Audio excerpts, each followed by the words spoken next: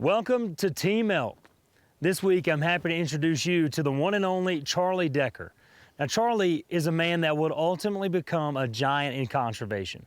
We're not only going to tell you his story, but we're taking you along with him on the Mecca of elk hunts, inside the White Mountain Apache Reservation in Arizona.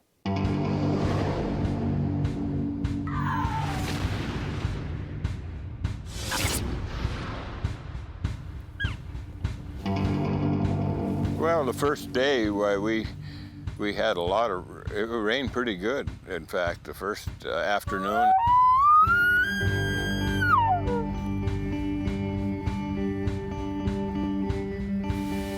Now, this isn't Charlie Decker's first rodeo dealing with less than perfect weather while elk hunting. He's been at it a long time. Boy, I'm telling you, in the late 50s and early 60s, you worked to get an elk. There wasn't just a lot of folks in my country. I don't know about the rest of the country, but I know in our country it was tough.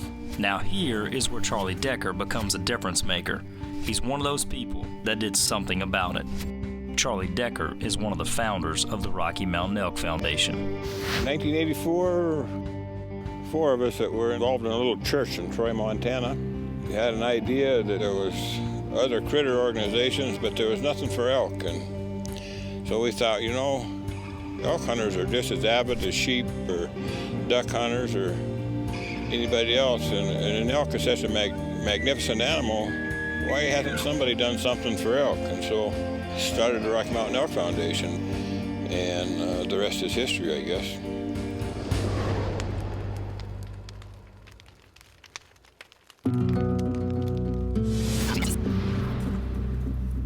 Well, I don't know what time it is. We're going hunting. It's early. And so it begins, the hunt for a White Mountain management bull. And what they have out here is some 5x5s that are real mature bulls.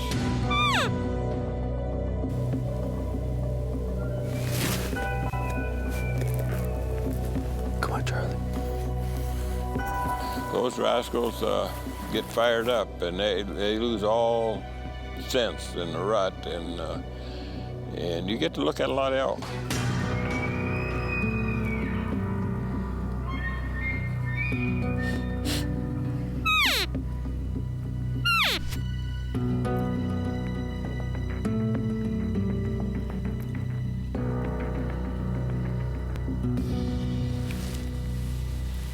When we were looking down, he was watching us the whole time. Oh, he was? Yeah, he was eyeballing us, and he wouldn't budge. But the next thing, the wind shifted, and our sit went to him, and that's when he split. Yeah, I checked the wind down there, and it was going this way, and then it's going this way. Okay, well, let's bugle some more. Hopefully Okay. we'll get a close one again. That's kind of how the modus operandi is to call and locate, and then strategically figure out how you're going to get there and maybe get a look at that bull.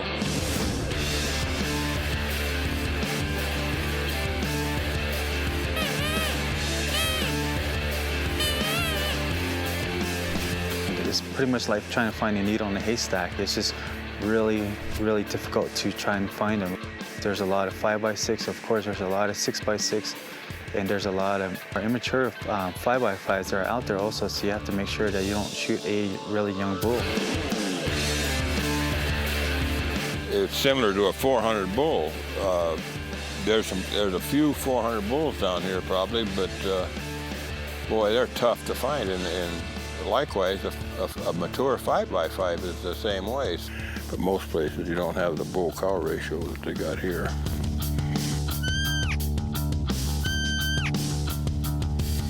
I just enjoy being out and seeing them.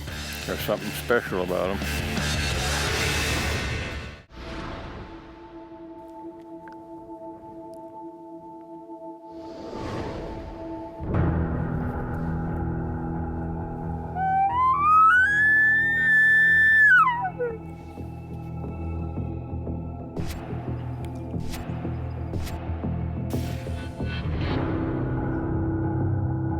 Here he comes.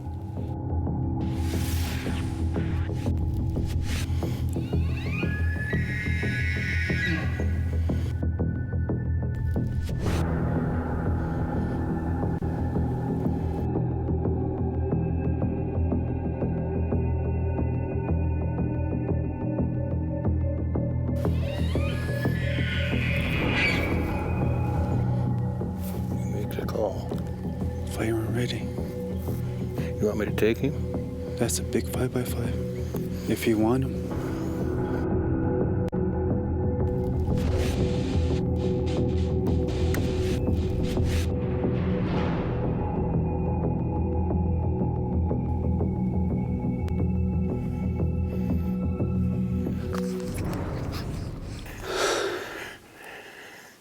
I didn't have a very good wrist. I wasn't. Okay. Okay, that was a nice big 5x5. I just didn't feel comfortable with the shot straight on that way, so I passed on him. And to my guides, wasn't very happy with me, I don't believe, but because I didn't realize it was going to be that hard to find him. Get long eye guards, get long frame, get long points. That's a really good management bull right there. That's not a shot that we like to do, but not 1 ounce. I had no regrets of not shooting him that first day. I like a broadside shot, and I didn't have a good rest.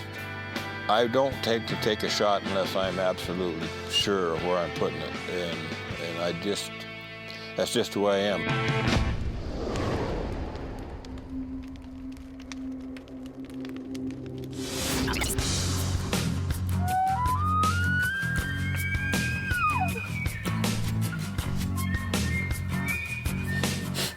That's him, probably him again. Now, a lot of people would be pretty disappointed after passing up an elk of a lifetime the day before. But like I told you, Charlie Decker is wired a little different than most. I just love seeing them. I know people don't buy it, but I could care less if I ever pulled the trigger. I really could.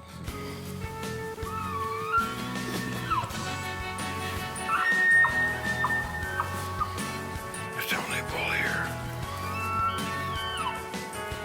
5x6. Little six on one side. He's a young bull. Yeah, he's young. Yeah, he's still very young. Pretty young, look like.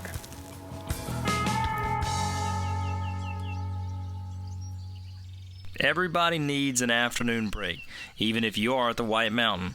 Spray down with a little Scent-A-Way, hit 'em up again. Like I say, I'm getting a little long in the tooth, a little age on me, and I can go all day, but I just can't keep up with these 20-year-old kids. Yeah, I just enjoy seeing the elk. I don't like the hiking.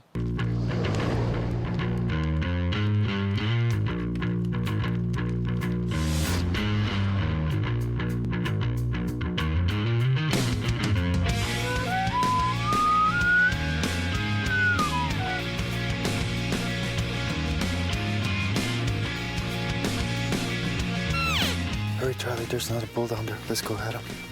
He's right there in the middle.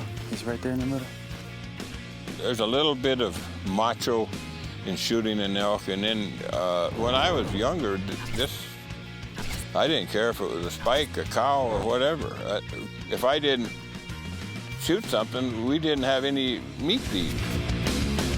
You know, everybody's competing to kill the biggest bull. It's just kind of the nature of what it is, but it's not about the subsistence hunting some more in this day and age than it was when I was young. It's more about size, and I don't know if that's good. I really don't.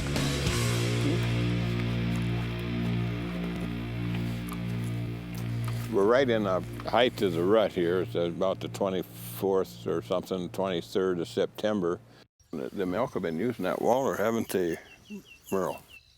They cool off. They'll get right down in that mud and water and root and rear, and then, like Merle said, it's a cologne.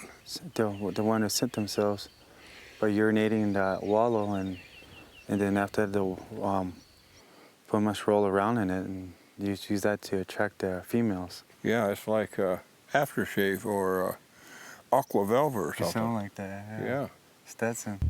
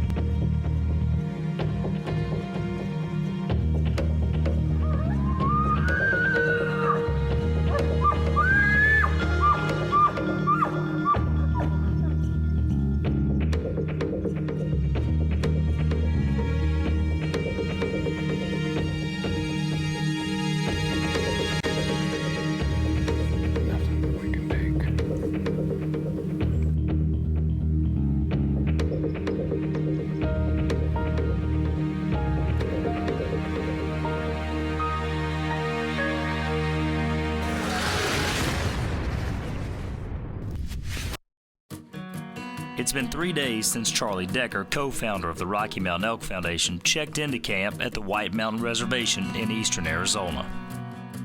It's an incredible place to see elk. Possibly the best place in the world to see elk. But Charlie is here on a management hunt, meaning he can only take a mature 5x, which he passed on the first morning. Not 1 ounce. I had no regrets of not shooting him that first day. I don't take a shot unless I'm absolutely sure of where I'm putting it. So Mr. Decker's hunt continues. Deep down, I don't think Charlie is too worried about shooting an elk, even if it is for television. If it wasn't for Charlie, this show wouldn't exist, and neither would the RMEF. 1984, started the Rocky Mountain Elk Foundation. Yeah, I'm very proud of what's been done. There was a higher power, I think, involved because we didn't know what we were doing. If we have the habitat, we will have elk, but that's always been our focus, and I think that if I had to give a reason why, that's probably the biggest reason, is that we felt that we needed to set aside some habitat for the elk. So they'll be there for my grandkids and their kids. And so it's come a long ways, and I'm very proud of that. It's a little overwhelming that just a poor old logger from Libby, Montana could be involved in something like this and have it turn out this way. It's been quite a ride, and it's the people that make the Elk Foundation. They're the greatest people in the world.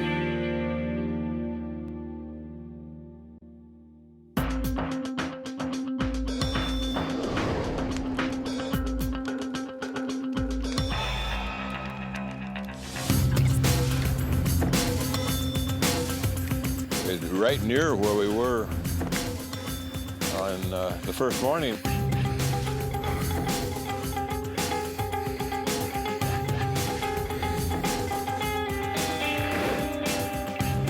Come down out of the timber on the other side of the Cienega, and there he was, same bull.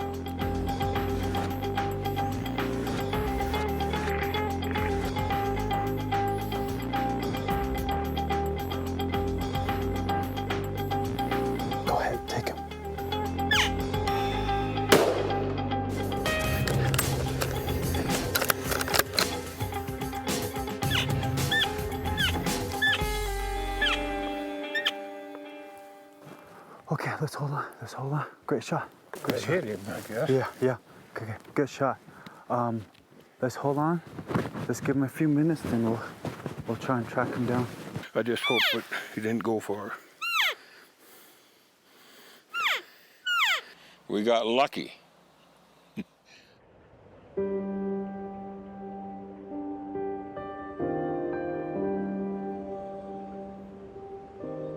You know, we have a saying in the Elk Foundation, pass it on, and the hunting numbers are declining in this country. And I think it's every hunter's obligation to pass on the hunting heritage. Woo! My lucky cap! We finally called him down in and done the dastardly deed. Merle done an excellent job of calling and bringing him in, and he's on the ground, and been a wonderful hunt. An older bull, he's very heavy, but a 5x5. 5x5, exactly. It was a great honor for me to take him out. Me and my grandson, when he was 12, him and I drive to eastern Montana, just him and I, hunting antelope. And one of these days I'll be gone, and that's something they'll never forget, is them trips that him and Grandpa made to the east side hunting antelope. Thank you, Merle. Congratulations, Charlie. Thank you. You're welcome. Good job. It's really important that we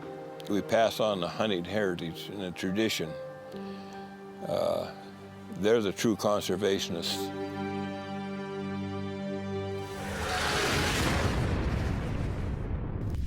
No one deserves a 350 Class 5 more than the man who helped create a conservation organization that is dedicated to not only elk, but other wildlife into their habitat. For you to become a member of RMEF Team Elk, check us out at teamelk.org and on Facebook and Twitter at Team Elk. 68 years old and a little overweight and undernourished, but I'm doing fine.